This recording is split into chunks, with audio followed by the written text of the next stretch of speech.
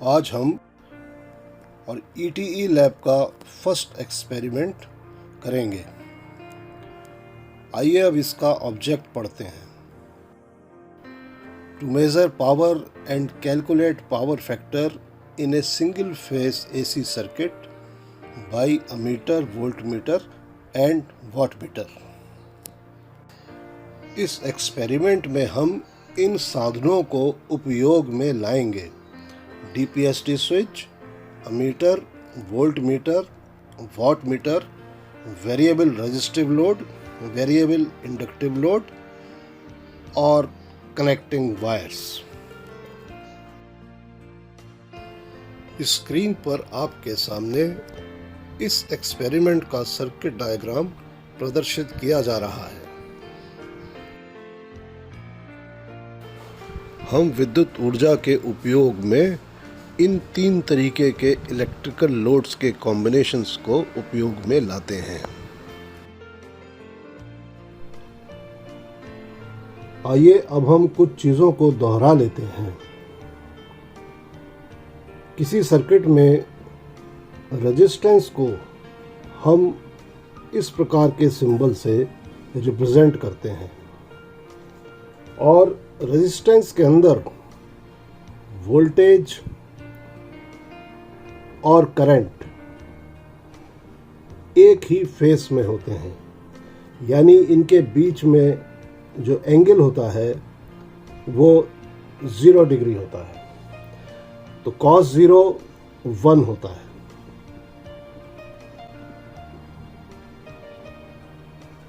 तो रेजिस्टेंस के केस में पावर फैक्टर 1 होता है। इसको हम यूनिटी पावर फैक्टर भी कहते हैं।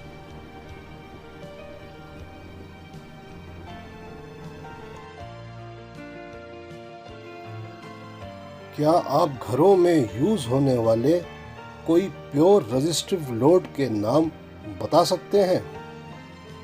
Heater, immersion rod, iron, incandescent lamp आदि इसके कुछ उदाहरण हैं।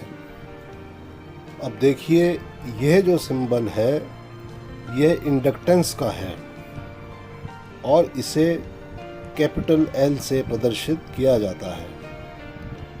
यदि किसी आयरन कोर पर कॉपर के तार की वाइंडिंग को लपेट दिया जाए तो इंडक्टेंस डेवलप होता है।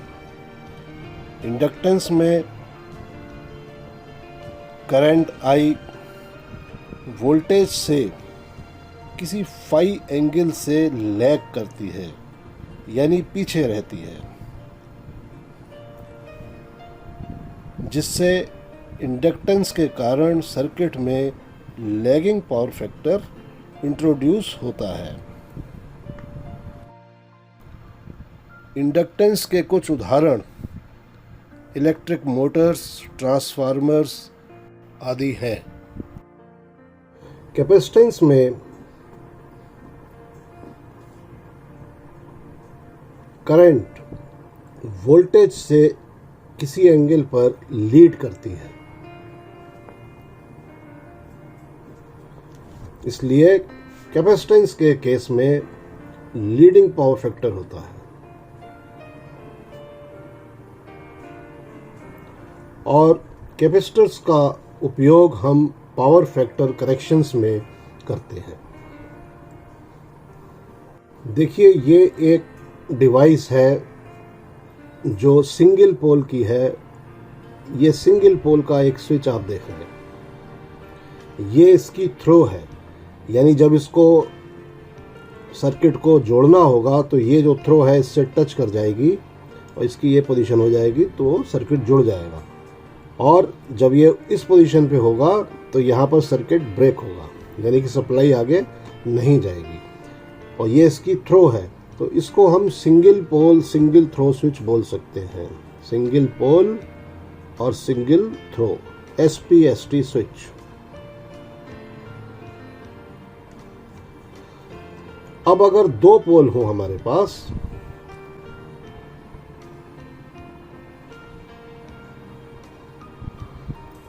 और ये इस तरीके का स्विच हो और ये दोनों जो इसके नाइफ हैं, स्विचेस हैं, अगर हम किसी चीज़ से जोड़ दें, लिंक कर दें आपस में, यानी एक साथ ही ऑन हो और एक साथ ही ऑफ हो, तो ऐसे स्विच को हम DPST स्विच यानी double pole single throw switch कहेंगे।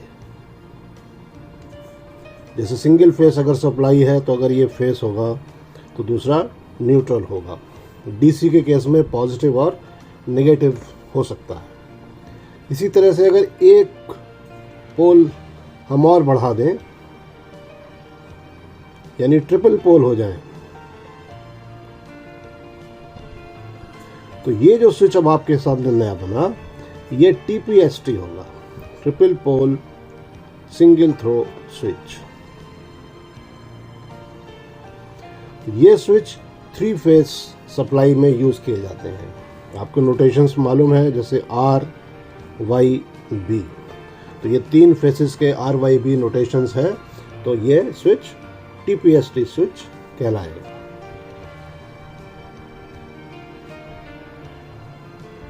ये स्विच डबल थ्रो में भी आते हैं। ये इसकी थ्रो है, ये इससे भी टच कर सकता है और इसको भी टच कर सकता है। तो अगर हमारे पास डबल पोल का डबल थ्रो स्विच अगर हो, तो वो कुछ इस तरीके से दिखाई देगा।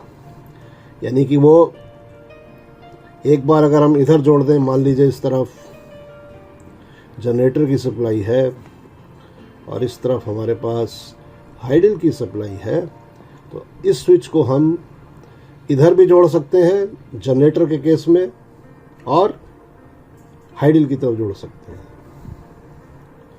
यानी अगर बिजली चली गई तो इस स्विच को जनरेटर की तरफ जोड़ दिया, और बिजली आ गई तो हम इसको वापस हाइडल पर जोड़ सकते हैं। ऐसे स्विचेस चेंज ओवर स्विचेस कहलाते हैं, और ये डबल थ्रो स्विचेस होते हैं। आपके सामने दिख रहे हैं, ये जो आप स्विच आप देख रहे हैं, ये डबल पोल और डबल थ्रो स्विच है। पावर बराबर V इंटू आई, यानी वोल्टेज इंटू करंट, और इसकी यूनिट वॉट होती है। तो पावर को मेजर करने के लिए हमें एक ऐसे मीटर की ज़रूरत है जिसमें वोल्टेज नापने का भी प्रोविज़न हो और करंट नापने का भी प्रोविज़न हो। तो इस तरीके से वॉट मीटर में 2 तरीके के कॉइल होते हैं। पहला कॉइल करंट कॉइल कहलाता है, जो मोटे तार का होता है। इसको हम M और L से रिप्रेजेंट करते हैं। और दूसरा कॉइल जो कि पतले तार का होता है, जिसको कि हम प्रेशर कॉइल बोलते हैं, और इसको हम V और V' से रिप्रेजेंट कर सकते हैं। इन दोनों कॉइल्स को मिलाकर ये जो मीटर आपके सामने बना, ये वॉट मीटर कहलाता है। तो ये सिंबल जो है ये वॉट मीटर का है, जिसमें M और L करंट कॉइल है और V और V' प्रेशर कॉइल है, और जिसमें कनेक्शन के टाइम पे हम M और V पॉइंट को आपस में एक तार से जोड़ देते हैं। तो इस प्रकार हम 2 तरीके के वॉट मीटर्स यूज करते हैं। एक सिंपल वॉट मीटर होता है जिसमें 4 टर्मिनल्स हमको दिखाई पड़ते हैं। तो 2 टर्मिनल M और L यानी करंट कॉइल के होते हैं, और 2 टर्मिनल प्रेशर कॉइल के होते हैं, जिसमें एक में कॉमन लिखा रहता है, दूसरे में वोल्टेज कॉइल या V' मार्क बना होता है। तो इस तरीके से सिंपल वॉट मीटर अगर कोई है तो उसमें 4 टर्मिनल्स आपको दिखाई देते हैं।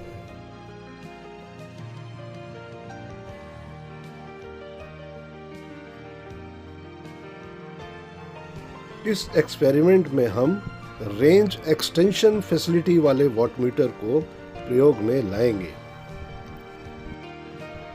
इस वॉट मीटर में हमारे पास 3 वोल्टेज रेंजेस की फैसिलिटी है, और इसी प्रकार करंट के लिए भी 2 रेंजेस की फैसिलिटी है। रेंज एक्सटेंशन वाले वॉटमीटर में वोल्टेज सिलेक्शन के 3 टर्मिनल्स हैं, 150 वोल्ट, 300 वोल्ट एंड 600 वोल्ट, और हम ये वोल्टेज के अकॉर्डिंगली सेलेक्ट कर सकते हैं। और करंट सिलेक्शन के लिए हम देख सकते हैं कि इसमें हमारे पास ये E1, E2 और B1, B2 ये 4 टर्मिनल्स हैं। अगर हम इसको इस तरीके से जोड़ देते हैं B1, B2 से, तो ये 5 एम्पियर की रेंज हो जाती है। और अगर हम इसको B1, E2 और E1, B2 से ऐसे जोड़ देते हैं तो ये 10 एम्पियर की रेंज में सेलेक्ट हो जाता है। तो अभी हमने 10 एम्पियर की रेंज में इसको हम सेलेक्ट करके ही एक्सपेरिमेंट करेंगे। और बाकी टर्मिनल्स आप देख सकते हैं इस वॉटमीटर में M और L करंट कॉइल है, और कॉमन पॉइंट जो है वो वोल्टेज कॉइल की एक टर्मिनल है। यानी कि वोल्टेज कॉइल के अंदर एक टर्मिनल कॉमन होगा और दूसरा कोई भी इन तीनों में से एक सेलेक्ट कर सकते हैं। तो इस प्रकार से हम कनेक्शन करके इस एक्सपेरिमेंट को परफॉर्म करेंगे। तो इस प्रकार रेंज एक्सटेंशन वाले वॉटमीटर में एक मल्टीप्लाइंग फैक्टर इंट्रोड्यूस हो जाता है, जिसका फार्मूला ये है VW × IW divide by range of wattmeter, where VW is voltage selected on wattmeter and IW is current selected on wattmeter. तो हमारे केस में जो अभी हम एक्सपेरिमेंट करेंगे, मान लीजिए अभी हमने 300 वोल्ट वोल्टेज सेलेक्ट किया है और करंट की रेंज हमने 10 एम्पियर रखी है और वॉटमीटर की रेंज 750 है।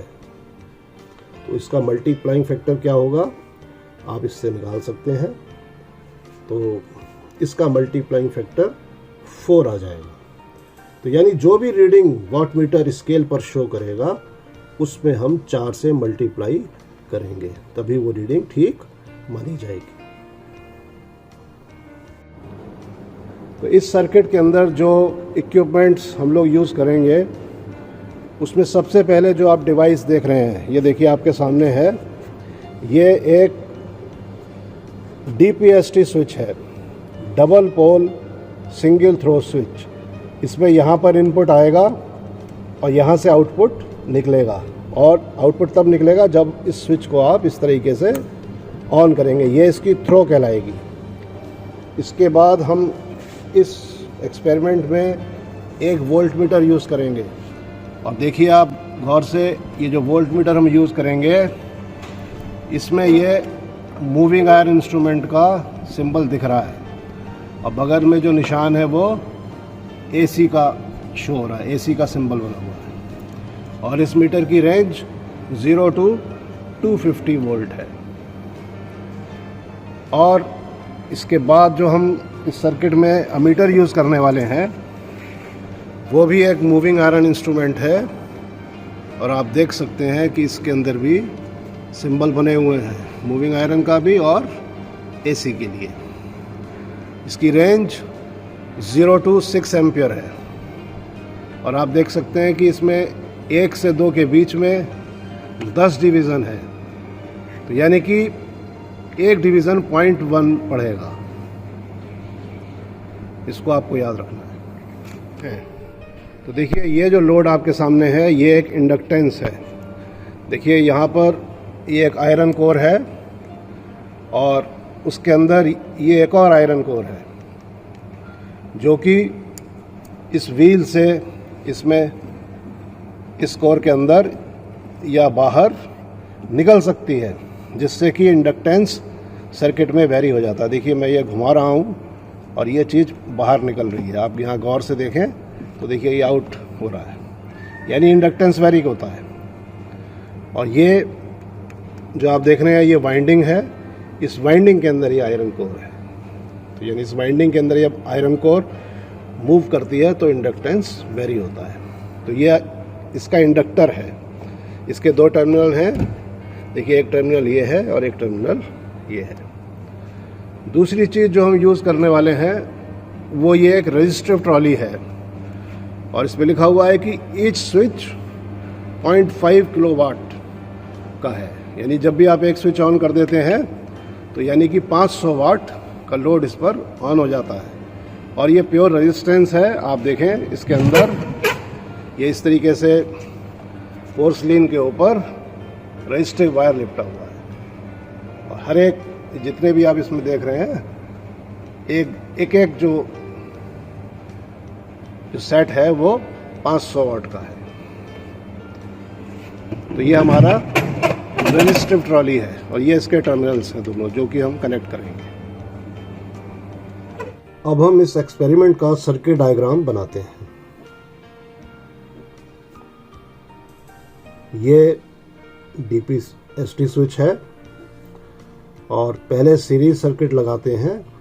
तो हम पहले DPST का एक सिरा अमीटर के एक सिरे पर ले जाएंगे, अमीटर का दूसरा सिरा वाट मीटर की करंट कॉइल पर ले जाएंगे M पॉइंट पर, और वाट मीटर के L पॉइंट से लोड की तरफ जाएगा।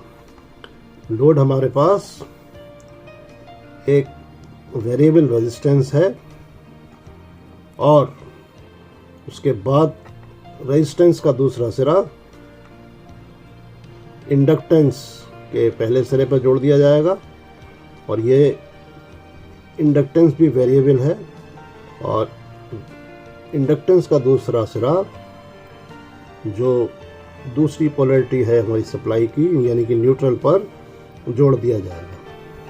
तो ये सीरीज सर्किट पूरा हो गया। अब हम पैरेलल सर्किट लगाएंगे।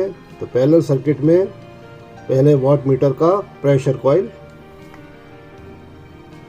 ये हमने यहाँ इस पोलैरिटी पर जोड़ दिया, ये आपका वाट मीटर हो गया, और 1 वोल्ट मीटर हम सर्किट में इस तरीके से पैरेलल में लगा दें। अब आप ये गौर से देखिए कि ये पॉइंट, ये पॉइंट, ये पॉइंट और ये पॉइंट, अगर मैं इसके ये लाइन्स हटा दूं और इन चारों पॉइंट्स को एक साथ जोड़ दूं तो एक ही बात है, यानी कि ये सब तार लौट करके वापस न्यूट्रल पर आ रहे हैं। देखिए अब हम कनेक्शन डायग्राम बनाएंगे और पहले सीरीज सर्किट लगाएंगे। ये हमारा DPST स्विच है, एक अमीटर, एक वोल्ट मीटर, एक वाट मीटर, एक वेरिएबल रेजिस्टिव ट्रॉली है और एक वेरिएबल इंडक्टिव ट्रॉली है। और अमीटर के भी 2 टर्मिनल हैं, वोल्ट मीटर के भी 2 टर्मिनल हैं, वाट मीटर के 2 टर्मिनल करंट कॉइल के हैं और 2 प्रेशर कॉइल के हैं, और रेजिस्टेंस के भी 2 टर्मिनल हैं और इंडक्टेंस के भी 2 टर्मिनल हैं। अब इनको तार से हम कैसे जोड़ेंगे? तो देखिए हम पहला तार मान लीजिए फेस है, उसको लेकर के पहले अमीटर के पहले सिरे पर जोड़ देंगे। अमीटर का दूसरा सिरा M पॉइंट पे जोड़ दिया जाएगा वाट मीटर के, और इसके L पॉइंट से रेजिस्टेंस का पहला सिरा जोड़ दिया जाएगा। रेजिस्टेंस का दूसरा सिरा इंडक्टिव लोड से जोड़ दिया जाएगा और इंडक्टेंस का दूसरा सिरा लौट के वापस न्यूट्रल से जोड़ दिया जाएगा। तो ये हमारा सीरीज सर्किट पूरा हो गया है। अब हम पैरेलल सर्किट जोड़ेंगे। तो देखिए पैरेलल सर्किट के लिए हम वाट मीटर का ये सिरा मान लीजिए हमने यहाँ जोड़ दिया, इसको हम यहाँ पर भी जोड़ सकते हैं, लेकिन अभी हमने यहाँ जोड़ दिया है। और वोल्ट मीटर के लिए हम इसको मान लीजिए यहाँ जोड़ देते हैं और वोल्ट मीटर का ये वाला सिरा भी DPST स्विच पे जोड़ देते हैं। तो इस तरीके से ये पैरेलल सर्किट हमारा पूरा हो गया। तो इस तरीके से ये सर्किट डायग्राम हम लगाएंगे और उसके बाद एक्सपेरिमेंट करेंगे। तो देखिए आज अब हम एक्सपेरिमेंट कर रहे हैं और हमने सर्किट जोड़ा है, अभी जैसा अभी आपको एक्सप्लेन किया था। देखिए ये DPST के 2 तार हमने सप्लाई से यहाँ पर कनेक्ट कर दिए हैं, और अब देखिए DPST से एक तार मान लीजिए अगर ये फेस है तो देखिए ये नीला तार है जो अमीटर के पहले सिरे पर देखिए यहाँ जोड़ दिया गया है, और अमीटर का दूसरा सिरा ये देखिए ये वाट मीटर के M पॉइंट पे जा रहा है। तो देखिए ये वाट मीटर का M पॉइंट है, देखिए ये वाट मीटर का M पॉइंट है, इस पे जोड़ दिया गया है। और M पॉइंट और कॉमन देखिए ये एक सफ़ेद तार से शॉर्ट कर दिए गए हैं, जोड़ दिए गए हैं। अब देखिए वाट मीटर से एल पॉइंट से, वाट मीटर के एल पॉइंट से देखिए ये तार निकला है और ये देखिए वाट मीटर का एल पॉइंट है। इस एल पॉइंट से देखिए ये तार, ये नीला जो है, ये रजिस्टिव ट्रॉली में के पहले सिरे पर जा रहा है। देखिए यहाँ जोड़ दिया गया है और ये हमने इसको कस दिया और रेजिस्टेंस का दूसरा सिरा लौट करके जो इंडक्टेंस है हमारा, इंडक्टिव लोड जो है, उसके देखिए इस सिरे पर ये कस दिया गया है। और इंडक्टिव लोड का जो दूसरा सिरा है, लास्ट सिरा, ये लाल रंग के तार से हमने जोड़ा है और ये लौट करके देखिए डीपीएसटी के दूसरे सिरे से यहाँ पर जोड़ दिया गया है। अब ये सीरीज सर्किट इस तरह से पूरा हुआ। अब हम पैरेलल सर्किट जोड़ेंगे। पैरेलल सर्किट के लिए हमने क्या किया कि ये जो वाट मीटर का जो ये 300 वोल्ट से हमने जोड़ा हुआ टर्मिनल है, इसको भी हम उसी पॉइंट पर ले गए। देखिए ये हमने जोड़ा है, ये ऐसे दिखा, ये देखिए हमने इसमें यहाँ जोड़ दिया है और इसी पर एक सिरा वोल्ट मीटर का भी आ रहा है। देखिए ये हरा तार जो है, ये देखिए ये वोल्ट मीटर का ये सिरा है और वोल्ट मीटर का दूसरा सिरा, ये जो काला तार से जुड़ा हुआ है, ये डीपीएसटी के इस पॉइंट पे जोड़ दिया गया है। यानी कि अगर ये फेस है तो ये न्यूट्रल है। तो देखिए इस तरह से हमने ये कनेक्शन कर दिए और इसको टाइट कर दिया सब हम लोगों ने। और अब हम इस एक्सपेरिमेंट को परफॉर्म करेंगे। करिए। देखिए अब हम सप्लाई ऑन कर रहे हैं। देखिए सप्लाई ऑन कर दी और ये हमारे डिजिटल मीटर में 230 वोल्ट करीब दिखा रहा है। अब देखिए हम डीपीएसटी को ऑन करते हैं। देखिए डीपीएसटी स्विच ऑन कर दिया हम लोगों ने और हमारा सर्किट देखिए चल रहा है। रीडिंग अगर हम देखें तो देखिए ये वोल्ट मीटर रीडिंग बता रहा है। बताइए कितनी है इसकी, इसका लीस्ट काउंट कितना है, 5 वोल्ट। तो 230 वोल्ट इसमें दिखा रहा है।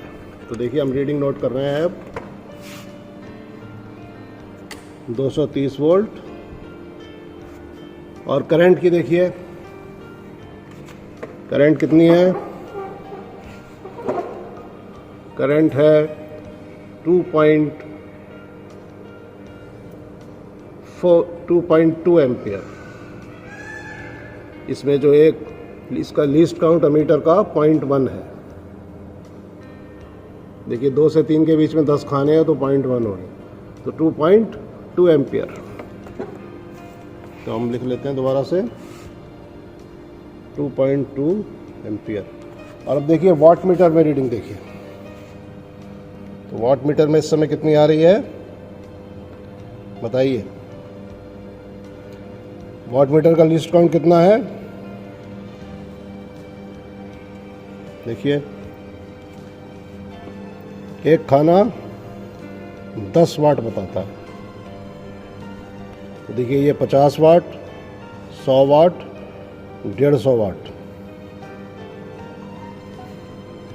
तो देखिए 100 वाट, 120 वाट जो रीडिंग आ रही है वो कितनी आ रही है देखिए गौर से, 120 वाट।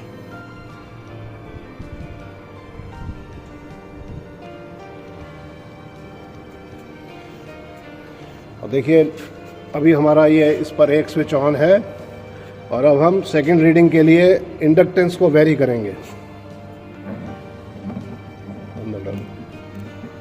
वापस देखिए इंडक्टेंस को वेरी कर रहे हैं हम लोग और आप देख सकते हैं ये कोर जो है वो इनर साइड में जा रही है। और देखिए ये हमने इसको किया और हम सेकंड रीडिंग अब ले रहे हैं। तो वोल्ट मीटर में देखिए कितनी आ रही है, 230 वोल्ट। और अमीटर बताइए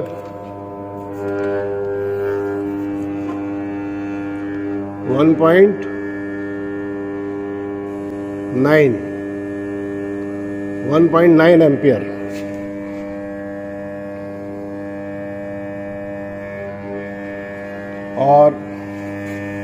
वॉट मीटर की रीडिंग देखिए,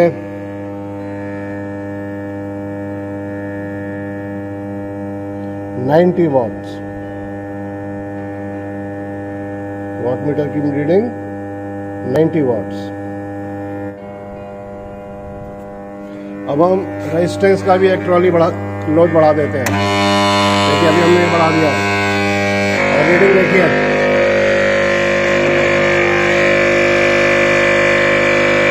230 वोल्ट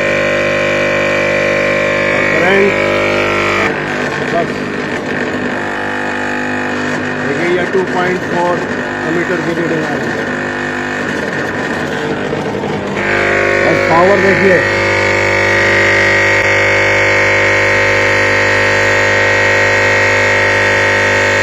वॉट्स।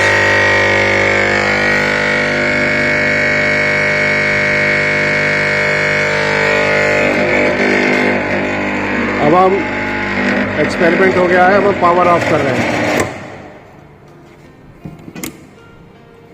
इस तरीके से हम लोगों ने ये रीडिंग्स ले ली हैं और अब हम इन रीडिंग्स को लेकर के कैलकुलेशन करेंगे और पावर फैक्टर cos फाई को कैलकुलेट करेंगे।